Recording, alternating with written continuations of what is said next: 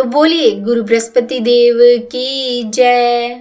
देखिए प्रिय भक्तों, क्योंकि आज सत्यनारायण भगवान का व्रत किया जाएगा, तो सत्यनारायण व्रत कथा की वीडियो मेरे चैनल पर अपलोड कर दी गई है। तो मैं आप सबसे निवेदन करूंगी कि एक बार चैनल पर जाकर कथा को जरूर सुनिएगा, और इस वीडियो का लिंक भी मैं नीचे डिस्क्रिप्शन बॉक्स में डाल रही हूँ, तो वहाँ से भी क्लिक करके ओपन करके आप कथा सुन सकते हैं। और चलिए अब सुनाते हैं आपको गुरुवार व्रत कथा। यह कथा आप सुनने के साथ स्क्रीन पर पढ़ भी सकते हैं। तो चलिए अब यह कथा आरंभ करते हैं। तो बोलिए बृहस्पति देवता की जय।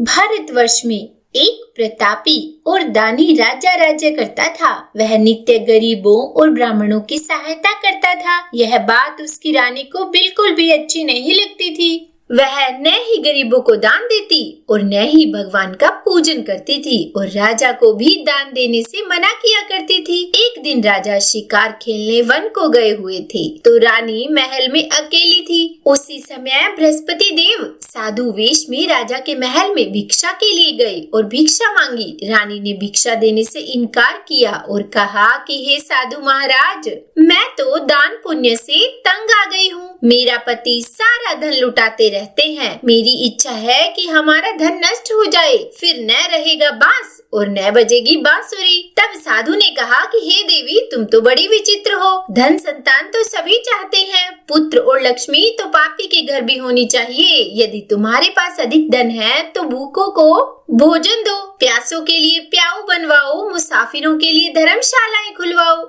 जो निर्धन अपनी कुंवारी कन्याओं का विवाह नहीं करा सकते, उनका विवाह करा दो। ऐसे और कई काम हैं जिनके करने से तुम्हारा यश लोक और परलोक में फैलेगा। परंतु रानी पर उपदेश का कोई प्रभाव न पड़ा। वह बोली, महाराज आप मुझे कुछ न समझाएं। मैं ऐसा धन नहीं चाहती जो हर जगह बांटती फिरूं।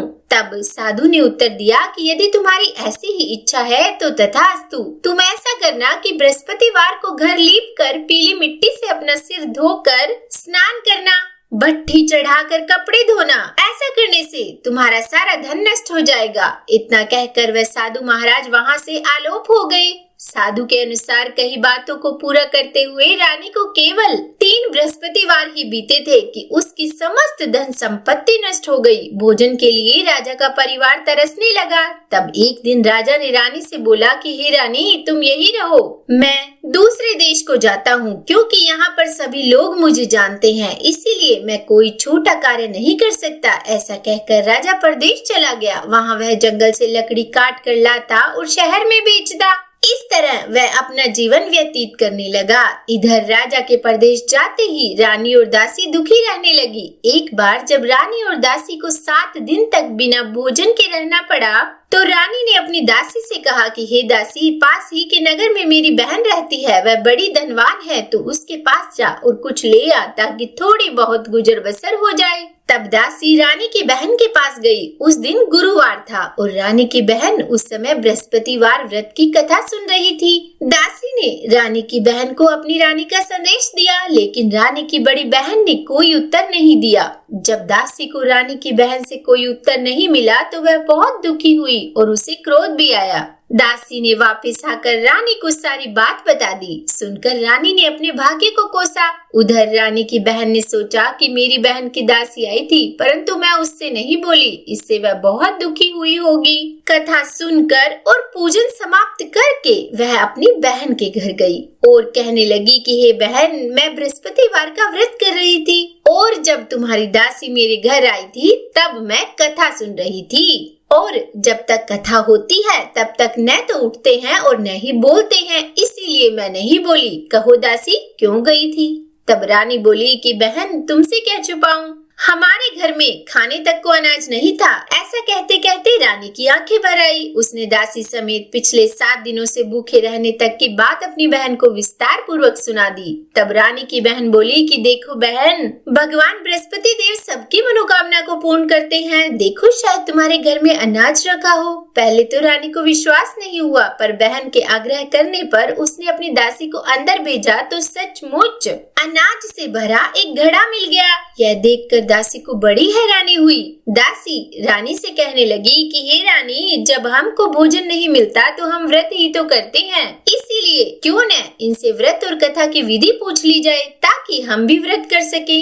तब रानी ने अपनी बहन से बृहस्पतिवार व्रत के बारे में पूछा। उसकी बहन ने बताया कि बृहस्पतिवार के व्रत में चने की दाल और मुनक्का से विष्णु भगवान का केले की जड़ में पूजन करें तथा दीपक जलाएं। व्रत कथा सुने और पीला भोजन ही करें, इससे बृहस्पति देव प्रसन्न होते हैं। व्रत और पूजन विधि बताकर रानी की बहन अपने घर को लौट गई और 7 दिन के बाद जब गुरुवार आया तो रानी और दासी ने व्रत रखा। घुड़साल में जाकर चना और गुड़ लेकर आई, फिर उससे केले की जड़ तथा विष्णु भगवान का पूजन किया। अब पीला भोजन कहाँ से लाए? इस बात को लेकर दोनों बहुत दुखी थे। चूँकि उन्होंने व्रत रखा था इसलिए बृहस्पति देव उनसे बहुत प्रसन्न थे, इसीलिए वे एक साधारण व्यक्ति का रूप धारण करके 2 थालों में सुंदर पीला भोजन दासी को दे गए। भोजन पाकर दासी प्रसन्न हुई और फिर रानी के साथ मिलकर भोजन ग्रहण किया। उसके बाद वे सभी गुरुवार को व्रत और पूजन करने लगी। बृहस्पति भगवान की कृपा से उनके पास फिर से धन संपत्ति आ गई,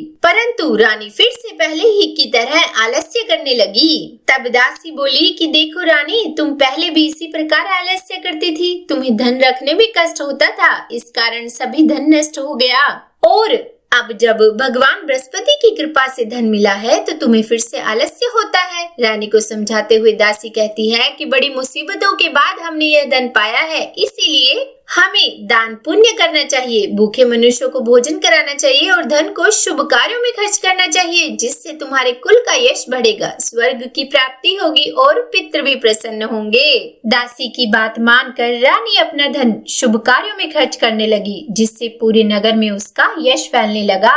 एक दिन रानी और दासी आपस में विचार करने लगी कि न जाने राजा किस दशा में होंगे, उनकी कोई खोज खबर भी नहीं है। तब उन्होंने श्रद्धा पूर्वक बृहस्पति भगवान से प्रार्थना की कि राजा जहाँ कहीं भी हो शीघ्र वापस आ जाए। तब उसी रात्रि को बृहस्पति देव ने राजा को स्वप्न में कहा कि हे राजा, उठ, तेरी रानी तुझको याद करती है, अपने देश को लौट जा। राजा प्रातःकाल उठा और जंगल से लकड़ी काटने के लिए जंगल की ओर चल पड़ा। जंगल से गुजरते हुए विचार करने लगा कि रानी की गलती से उसे कितने दुख भोगने पड़े। राजपाट छोड़कर जंगल में आकर रहना पड़ा। जंगल से लकड़ी काटकर शहर में बेचकर गुजारा करना पड़ा और अपनी दशा को याद करके वह व्याकुल होने लगा। उसी समय राजा के पास बृहस्पति देव साधु वेश में आकर बोले कि हे लकड़हारे, तुम इस सुनसान जंगल में किस चिंता में हो, मुझे बतलाओ। तब यह सुनकर राजा के नेत्रों में जल भर आया और फिर साधु की वंदना कर राजा ने अपनी संपूर्ण कहानी सुना दी। तब महात्मा ने राजा से कहा कि हे राजा, तुम्हारी पत्नी ने बृहस्पति देव के प्रति अपराध किया था, जिसके कारण तुम्हारी यह दशा हुई। पर अब तुम चिंता मत करो, भगवान तुम्हें पहले से अधिक धन देंगे। देखो, तुम्हारी पत्नी ने बृहस्पतिवार का व्रत शुरू कर दिया है। अब तुम भी बृहस्पतिवार के व्रत में चने की दाल, गुड़ और मुनक्का से विष्णु भगवान का केले की जड़ में पूजन करो तथा दीपक जलाकर कथा सुनो। भगवान बृहस्पति देव तुम्हारी सभी मनोकामनाओं को पूर्ण करेंगे। साधु की बातों को सुनकर राजा बोले कि हे प्रभु, लकड़ी बेचकर तो इतना पैसा नहीं बचता जिससे भोजन के बाद में कुछ बचा सकूं। मैंने रात्रि में अपनी रानी को व्याकुल देखा है, मेरे पास कोई साधन नहीं जिससे उसका समाचार जान सकूं। फिर मैं कौन सी कहानी कहूं, यह भी मुझको मालूम नहीं। तब साधु ने कहा कि हे राजा, मन में बृहस्पति भगवान के पूजन व्रत का निश्चय करो, वे स्वयं तुम्हारे लिए कोई राह बना देंगे। बृहस्पतिवार के दिन तुम रोजाना की ही तरह लकड़ियां लेकर शहर में जाना, तुम्हें रोज से दुगना धन मिलेगा, जिससे तुम भली भांति भोजन भी कर लोगे तथा बृहस्पति देव की पूजा का सामान भी आ जाएगा। और जो तुमने बृहस्पतिवार की कहानी के बारे में पूछा है वो मैं तुम्हें सुनाता हूँ। वो इस प्रकार है कि प्राचीन काल में एक बहुत ही निर्धन ब्राह्मण था। उसके कोई संतान नहीं थी। वह नित्य पूजा पाठ करता था। उसकी स्त्री न स्नान करती और न ही किसी देवता का पूजन करती। इस कारण ब्राह्मण देवता बहुत दुखी रहते थे। भगवान की कृपा से ब्राह्मण के यहाँ एक कन्या उत्पन्न हुई। अब कन्या बड़ी होने लगी। वह प्रातः स्नान करके भगवान विष्णु का जप करती, बृहस्पतिवार का व्रत भी करने लगी। पूजा पाठ समाप्त कर पाठशाला जाती तो अपनी मुट्ठी में जौ भर कर लेके जाती और पाठशाला के मार्ग में डालती जाती। लौटते समय वही जौ स्वर्ण के हो जाते तो उनको बीन कर घर ले आती। एक दिन वह बालिका सूप में उन सोने के जौ को फटक कर साफ कर रही थी कि तभी उसकी माँ ने देख लिया और कहा कि हे बेटी, सोने के जौ को फटकने के लिए सोने का सूप भी तो होना चाहिए। दूसरे दिन गुरुवार था। कन्या ने व्रत रखा और बृहस्पति देव से सोने का सूप देने की प्रार्थना की। बृहस्पति देव ने उसकी प्रार्थना स्वीकार कर ली। रोजाना की ही तरह वह कन्या जौ फैलाते हुई पाठशाला चली गई और पाठशाला से लौटकर जब वह जौ बीन रही थी तो बृहस्पति देव की कृपा से उसे सोने का सूप मिला। उसे वह घर ले आई और उससे जौ साफ करने लगी, परंतु उसकी माँ का वही ढंग रहा। एक दिन की बात है, कन्या सोने के सूप में जब सोने के जौ साफ कर रही थी, उसी समय उस नगर का राजकुमार वहां से निकला। कन्या के रूप और कार्य को देखकर वह उस पर मोहित हो गया। राजमहल आकर वह भोजन तथा जल त्याग कर उदास होकर लेट गया। राजा को जब राजकुमार द्वारा अन्न जल त्यागने का समाचार मिला तो अपने मंत्रियों के साथ वह पुत्र के पास गया और कारण पूछा। राजा ने कहा कि बेटा, तुम्हें किस बात का कष्ट है? किसी ने अपमान किया है अथवा कोई और कारण है? मुझे बताओ, मैं वही करूंगा जिससे तुम्हें प्रसन्नता हो। तब राजकुमार ने अपने पिता की बातें सुनी और बोला कि मुझे आपकी कृपा से किसी बात का दुख नहीं है। किसी ने भी मेरा अपमान नहीं किया है, परंतु मैं उस लड़की के साथ विवाह करना चाहता हूँ जो सोने के सूप में जौ साफ कर रही थी। यह सुनकर राजा आश्चर्य में पड़ गया और बोला, हे बेटा, इस तरह की कन्या का पता तुम ही लगाओ। मैं उसके साथ तुम्हारा विवाह अवश्य ही करवा दूंगा। तब राजकुमार ने राजा को उस लड़की के घर का पता बतलाया। मंत्री उस लड़की के घर गया और राजा का आदेश ब्राह्मण को सुनाया और कुछ दिन बाद ब्राह्मण की कन्या का विवाह राजकुमार के साथ संपन्न हो गया। कन्या के घर से जाते ही ब्राह्मण के घर में पहले की ही भांति गरीबी का निवास हो गया। एक दिन दुखी होकर ब्राह्मण अपनी पुत्री से मिलने गए। बेटी ने पिता की अवस्था को देखा और अपनी माँ का हाल पूछा। ब्राह्मण ने सभी हाल कह सुनाया। कन्या ने बहुत सा धन देकर अपने पिता को विदा किया, लेकिन कुछ दिन बाद फिर वही हाल हो गया। ब्राह्मण फिर अपनी कन्या के यहाँ गया और सभी हाल कहा तो पुत्री बोली कि पिताजी, आप माताजी को यहाँ लिवा लाओ। मैं उन्हें यह विधि बता दूंगी जिससे गरीबी दूर हो जाए। ब्राह्मण देवता अपनी स्त्री को साथ लेकर अपनी पुत्री के पास राजमहल पहुँचे तो पुत्री अपनी माँ को समझाने लगी कि हे माँ, तुम प्रातःकाल स्नान आदि करके विष्णु भगवान का पूजन करो तो सब दरिद्रता दूर हो जाएगी। परंतु उसकी माँ ने उसकी एक भी बात नहीं मानी। वह प्रातःकाल उठकर अपनी पुत्री की बची चूठन को खा लेती थी। एक दिन उसकी पुत्री को बहुत गुस्सा आया। उसने अपनी माँ को एक कोठरी में बंद कर दिया और फिर प्रातः उसे स्नान आदि करवा के पूजा पाठ करवाया तो उसकी माँ की बुद्धि ठीक हो गई। उसके बाद वह नियम से पूजा पाठ करने लगी और प्रत्येक बृहस्पतिवार को व्रत करने लगी और इस व्रत के प्रभाव से मृत्यु के बाद वह स्वर्ग को भी गई और वह ब्राह्मण भी सुख पूर्वक इस लोक का सुख भोग कर स्वर्ग को प्राप्त हुआ। इस तरह यह कहानी कहकर साधु बने देवता वहाँ से लोप हो गए और धीरे धीरे समय व्यतीत होने पर फिर बृहस्पतिवार का दिन आया। राजा जंगल से लकड़ी काटकर शहर में बेचने गया। उसे उस दिन और दिनों से अधिक धन मिला। राजा ने चना गुड़ आदि लाकर बृहस्पतिवार का व्रत किया। उस दिन से उसके सभी कलेश दूर हुए, परंतु जब अगले गुरुवार का दिन आया तो वह बृहस्पतिवार का व्रत करना भूल गया और इस कारण बृहस्पति भगवान नाराज हो गए। उस दिन उस नगर के राजा ने विशाल यज्ञ का आयोजन किया था तथा अपने समस्त राज्य में यह घोषणा करवा दी कि सभी मेरे यहाँ भोजन करने आए। किसी के घर चूल्हा न जले। इस आज्ञा को जो नहीं मानेगा उसको फांसी दे दी जाएगी। राजा की आज्ञा अनुसार राज्य के सभी वासी राजा के भोज में सम्मिलित हुए, लेकिन लकड़हारा कुछ देर से पहुंचा, इसीलिए राजा अपने साथ उसे महल में ले गए। जब राजा लकड़हारे को भोजन करा रहे थे तो रानी की दृष्टि उस खूंटी पर पड़ी जिस पर उसका हार लटका हुआ था, लेकिन अब उसे हार खूंटी पर लटका दिखाई नहीं दिया। तब रानी को निश्चय हो गया कि मेरा हार इस लकड़हारे ने ही चुरा लिया है और उसी समय सैनिक बुलवाकर उसको जेल में डलवा दिया। लकड़हारा जेल में विचार करने लगा कि न जाने कौन से पूर्व जन्म के कर्म से मुझे यह दुख प्राप्त हुआ है और जंगल में मिले साधु को याद करने लगा।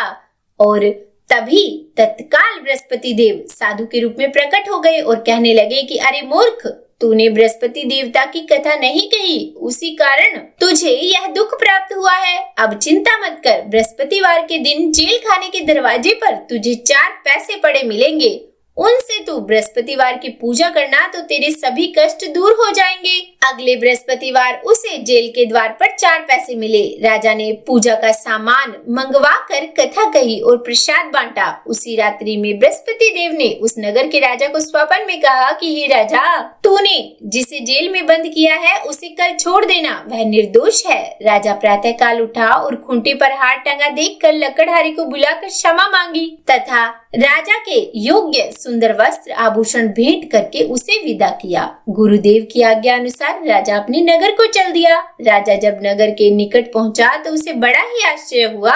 नगर में पहले से अधिक बाग, तालाब और कुएं तथा बहुत सी धर्मशालाएं, मंदिर आदि बने हुए थे। राजा ने पूछा कि यह किसका बाग और धर्मशाला है। तब नगर के सब लोग कहने लगे कि यह सब रानी और दासी द्वारा बनवाए गए हैं। तब राजा को आश्चर्य हुआ और गुस्सा भी आया कि उसकी अनुपस्थिति में रानी के पास धन कहाँ से आया होगा। जब रानी ने यह खबर सुनी कि राजा जी आ रहे हैं तो उसने अपनी दासी से कहा कि ये दासी, देख, राजा हमको कितनी बुरी हालत में छोड़कर गए थे, वे हमारी ऐसी हालत देखकर लौट न जाए, इसीलिए तू दरवाजे पर खड़ी हो जा। रानी की आज्ञा अनुसार दासी दरवाजे पर खड़ी हो गई और जब राजा आए तो उन्हें अपने साथ महल में लिवा लाई। तब राजा ने क्रोध करके अपनी तलवार निकाली और पूछने लगा कि बताओ, यह धन तुम्हें कहाँ से प्राप्त हुआ है। तब रानी ने सारी कथा कह सुनाई और बताया कि हमें यह सब धन बृहस्पति देव के इस व्रत के प्रभाव से प्राप्त हुआ है। तब राजा ने निश्चय किया कि 7 रोज बाद तो सभी बृहस्पति देव का पूजन करते हैं, परंतु मैं प्रतिदिन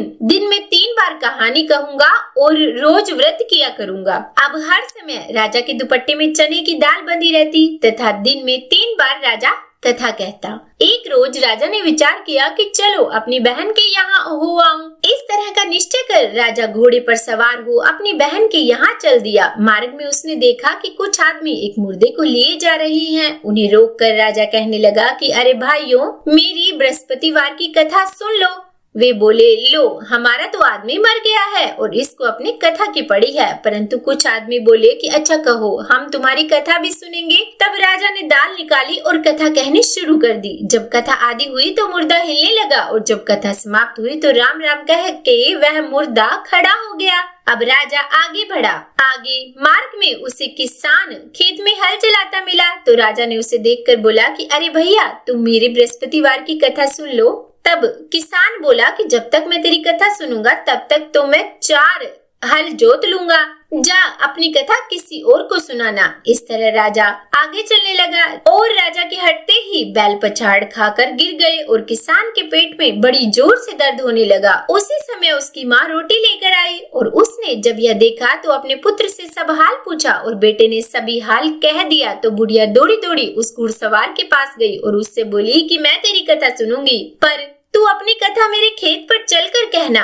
राजा ने बुढ़िया के खेत पर जाकर कथा कही, जिसके सुनते ही वह बैल उठकर खड़े हो गए तथा किसान के पेट का दर्द भी बंद हो गया। अब राजा अपनी बहन के घर पहुंचा। बहन ने भाई की खूब मेहमानी की। दूसरे रोज प्रातःकाल राजा जगा तो वह देखने लगा कि सब लोग भोजन कर रहे हैं। राजा ने अपनी बहन से कहा कि ऐसा कोई मनुष्य है जिसने अभी तक भोजन ना किया हो, जो मेरे बृहस्पतिवार की कथा सुन ले। तब बहन बोली कि हे भैया, यह देश ऐसा है कि पहले यहाँ लोग भोजन करते हैं, बाद में अन्य काम करते हैं। अगर कोई पड़ोस में हो तो मैं दिखाऊं। वह ऐसा कहकर देखने चली गई, परंतु उसे कोई ऐसा व्यक्ति नहीं मिला जिसने भोजन ना किया हो। अतः वह एक कुम्हार के घर गई जिसका लड़का बीमार था। उसे मालूम हुआ कि उनके यहाँ 3 रोज से किसी ने भोजन नहीं किया है। रानी ने अपने भाई की कथा सुनने के लिए कुम्हार से कहा। वह तैयार हो गया। राजा ने जाकर बृहस्पतिवार की कथा कही, जिसको सुनकर उसका लड़का ठीक हो गया। अब तो राजा की प्रशंसा होने लगी। एक रोज राजा ने अपनी बहन से कहा कि हे बहन, हम अपने घर को जाएंगे, तुम भी तैयार हो जाओ।